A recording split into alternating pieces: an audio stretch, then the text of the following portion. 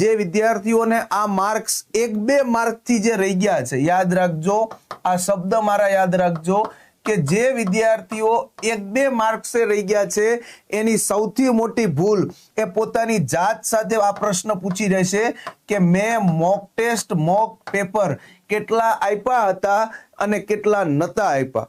Maximum તમે 15 થી 20 mock test જ્યારે આપો છો, 15 થી 20 મોક ટેસ્ટ એટલા માટે કહું છું કે તમારી પાસે 200 લેખે તમે જોવા જાઓ તો 4000 પ્રશ્નો આવ્યા. કેટલા પ્રશ્નો આવ્યા? 4000 પ્રશ્ન.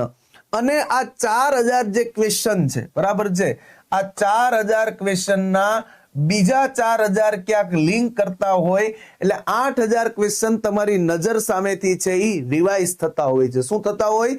રિવાઇઝ. કારણ કે મોક ટેસ્ટ તો છેલ્લું હથિયાર છે, બરાબર છે. બાકી તો આપણે ડેઇલી ટેસ્ટ, વીકલી ટેસ્ટ તો દેતા જ હોઈએ, પરંતુ જ્યારે એક્ઝામની 1 મંથની વાર હોય અને આપણે 4 થી 5 વખત સિલેબસને રેડી કર્યો હોય, પૂરો કર્યો હોય, એટલે મોક ટેસ્ટ આપવા સિવાય કશું કરવાનું હોતું નથી.